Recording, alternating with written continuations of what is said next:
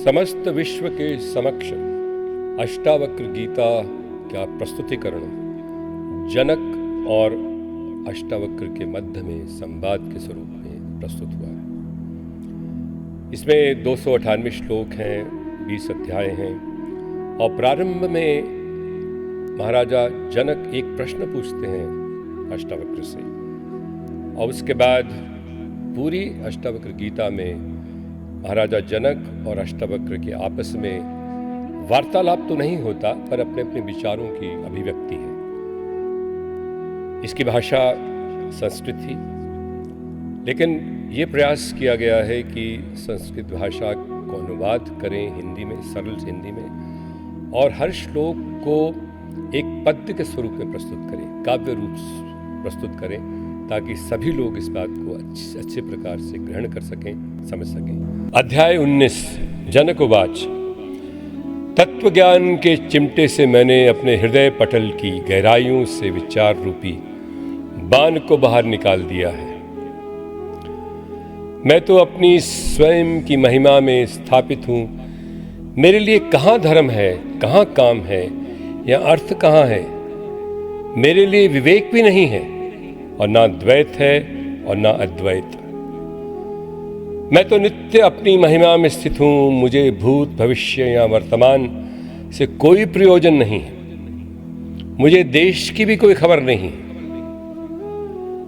आत्मा अनात्मा, शुभ अशुभ, चिंता व अचिंता कहाँ है। मुझे अपनी महिमा में स्थित रहने के कारण कोई आभास नहीं। मेरी महिमा ऐसी है कि मुझे स्वप्न अथवा सुषुप्ति या जागरण से कोई प्रयोजन नहीं। मैं तो तुरई से और भय से भी उदासीन हूँ। अपनी महिमा में स्थित मुझे दूरी, समीपता, अंदर बाहर तथा स्थूल एवं सूक्ष्म का भी कोई एहसास नहीं।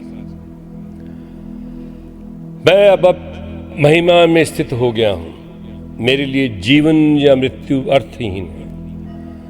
लोक या संबंधित व्यवहार भी कुछ नहीं। समाधि और लय भी समाप्त है। अब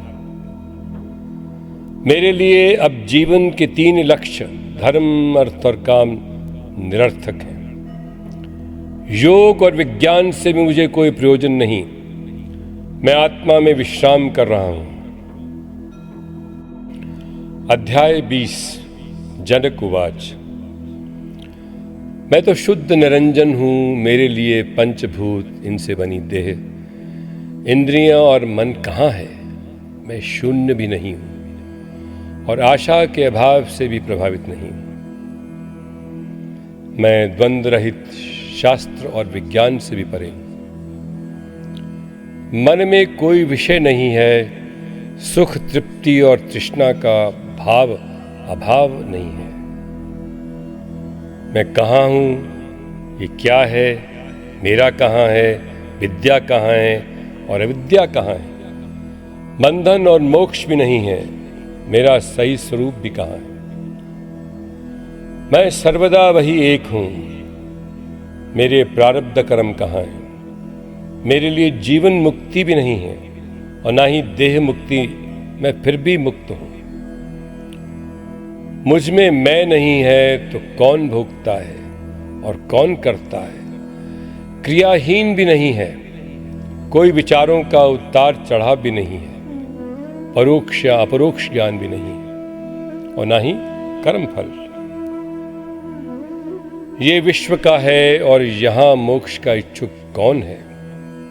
योगी और ज्ञानवान कहाँ है। कौन बंधा है, कौन मुक्त है। मैं तो अद्वैत रूप से विद्यमान हूं। मैं अपने अद्वैत स्वरूप में स्थित हूं।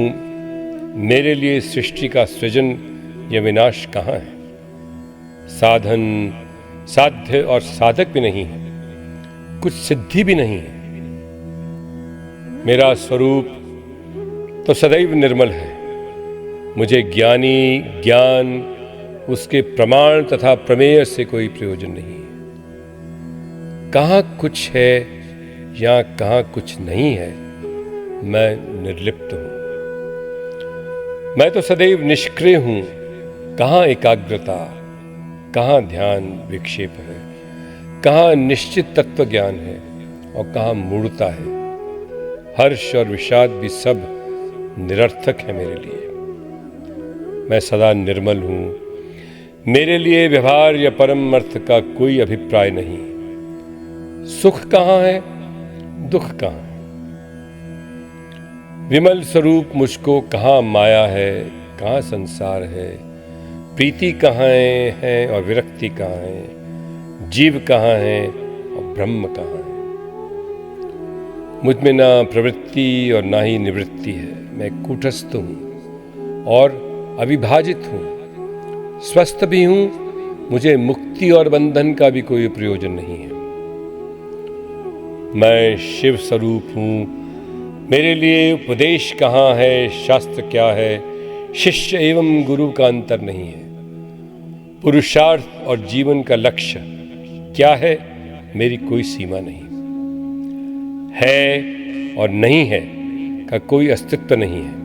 एक नहीं है और दो भी नहीं है और अधिक कहने की आवश्यकता नहीं है। मैं पूर्णतया शांत हो गया हूँ अब।